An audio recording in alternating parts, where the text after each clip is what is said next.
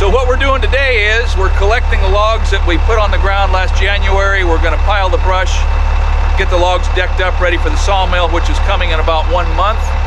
I've got to put some anchor seal on the ends to stop the checking.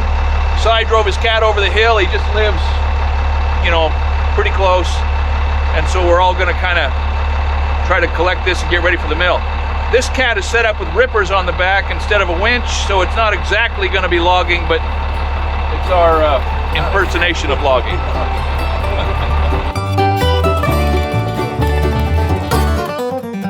Now, Cy Swan has been clearing brush, building roads and dams and ponds with bulldozers for over 60 years. Just watch him as he scrapes the brush off and gathers up the debris. You're going to notice that there's just not that much dirt getting picked up with the woody material. But believe me when I tell you it takes years of practice to be able to do that with a cat this size. But if you don't, the brush piles that you stack up will just never burn up completely. Oregon is a beautiful state, but it is plagued with invasive plant species, most of which were brought here by well-meaning folks who thought that the species would look really nice in their gardens and that they were doing a good thing. But right now you're watching Cy clear off Himalayan blackberries. And yes, a Himalayan blackberry is a delicious berry, and they show up about halfway through August, you know, between the 1st of August and the 1st of September. There's lots of blackberries around here, but man, are they a noxious weed. They spread like wildfire, and they're covering up way too much of our state, and there's just no way to stop them. About the best we can do around here is wage perpetual war, which we all know is a hard way to live. Now, it's a real rush to be working on the ground in close proximity to a cat while that cat's working at speed. Constant vigilance is the price of survival, and like my dad drummed into me while I was logging with him as a kid, you gotta be fast to last.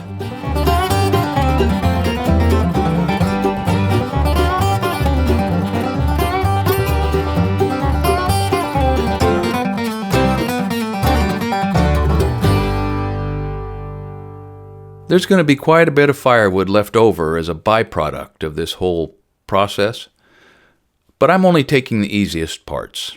I'm really just going to cream it.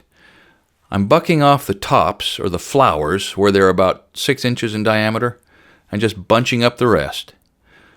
We're going to come back in the fall sometime to cut the stove wood, and there will also be a lot of slabs left over from the milling that could be cut up for firewood. But we'll just have to see how well our ambition holds out. All right, so this tree's on the ground. It went on the ground okay. I mean, it wanted to wipe out this little white oak, but we didn't quite. I mean, we burned down the side of it, but it won't care. It'll be thankful for the extra sunshine. But this is a heavy chunk. I don't know what it weighs, but it weighs enough to part or break a 9/16 choker. And size cat, what size is this cat?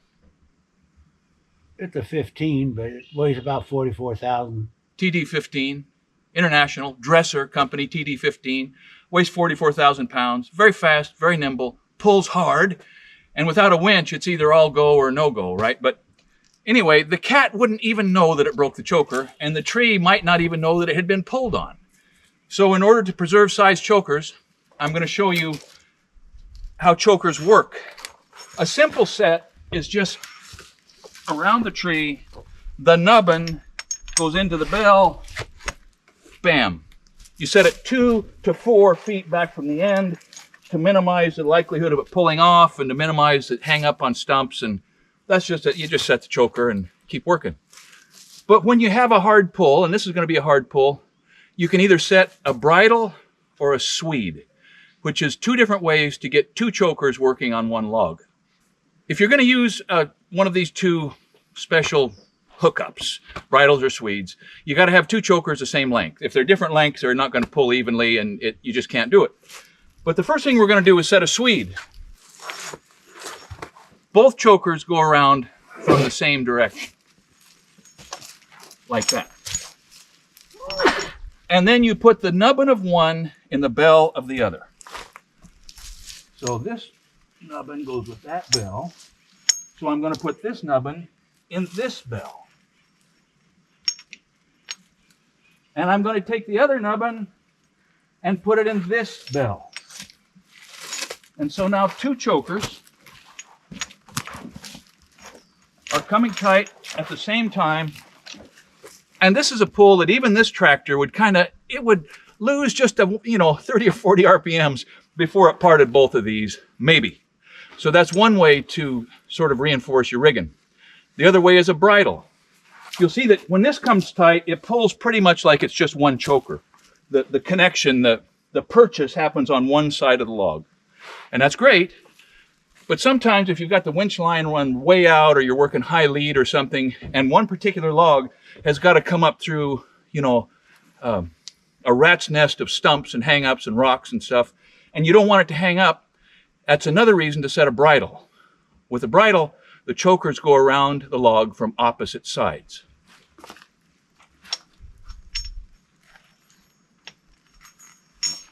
So we're going to start from scratch.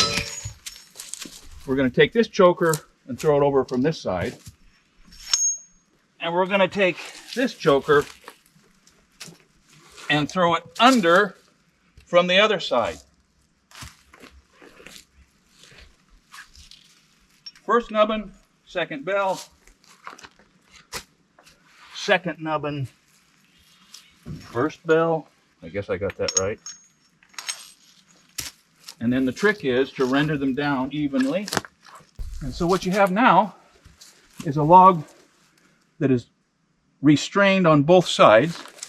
And when you pull straight up the hill, it has a tendency to fend off the hang-ups. I don't know if you can see that. But we're going to go back to a swede on this log because Si's going to see the hang-ups. It's not going to be a problem. We don't have to fight it coming apart as everything comes tight. And we'll slide this thing out of here in one chunk.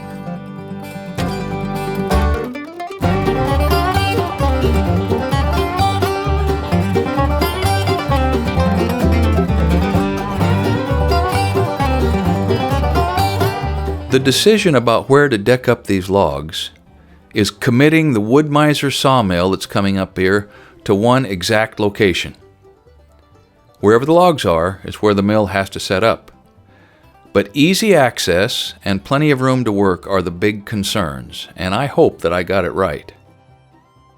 I'm using log tongs to get a hold of these short logs so that the cat can pick them up and walk with them. Tongs are an old school tool of the logging world that has been pretty much wiped out by hydraulics. But they were the only thing that would work for us today. Luckily, I have 3 sets, and I brought a couple of them up here, figuring that one of them would be about the right size for each of these logs. Overall, I'm tickled with these logs, and I'm excited to see what they've got inside of them. And yes, I know that the dirt that got packed into the bark while we were yarding these things around is going to cause some real complications for the sawyer. But I am just about 100% certain that that won't be the only problem to be solved when the mill shows up. So it went better than I hoped. I don't know how many feet are here. Si thinks there's 3,500. I think there's 5,000. Scribner scale, that's in the log. We'll find out, but there's going to be overrun. When the boards are cut out of the logs, the board feet volume grows compared to Scribner. Si did a good job with that tractor. You can tell he's a road builder and a dam builder. He controls the dirt nicely. The tractor's got lots of power and no winch, but everybody survived it. He's got to get out of here. His brand spanking new forging press showed up over at his son's place, and I don't know why he's still here with me. We've got just a little more work.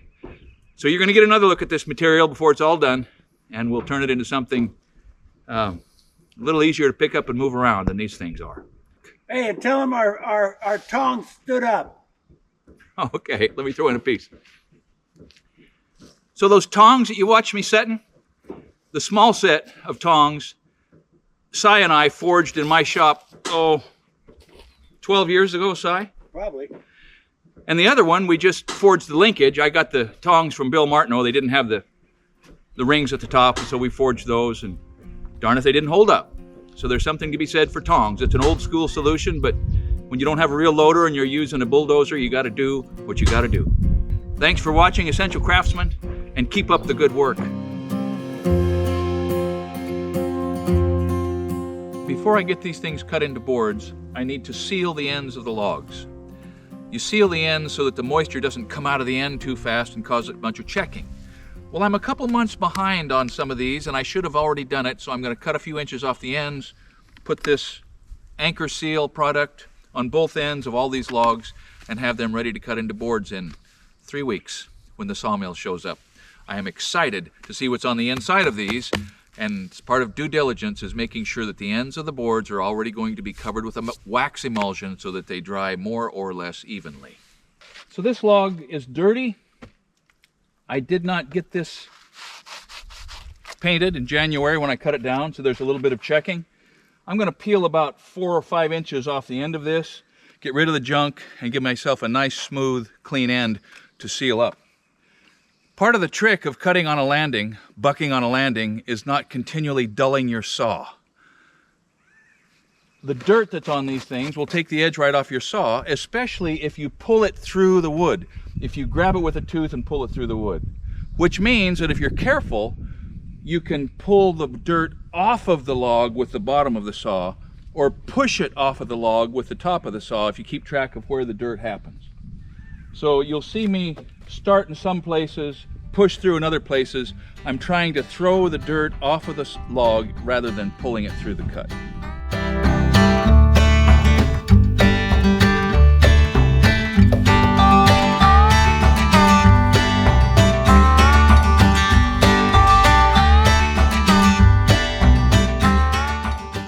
Now you can probably see that if I slap the bar down into this side and originate the cut inside the log, there's no dirt to pull through.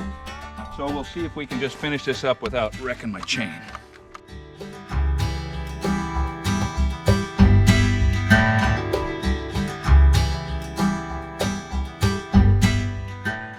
Nice. No check. I didn't pull any dirt in. My chain's fine. We're going to do that about 5 more times.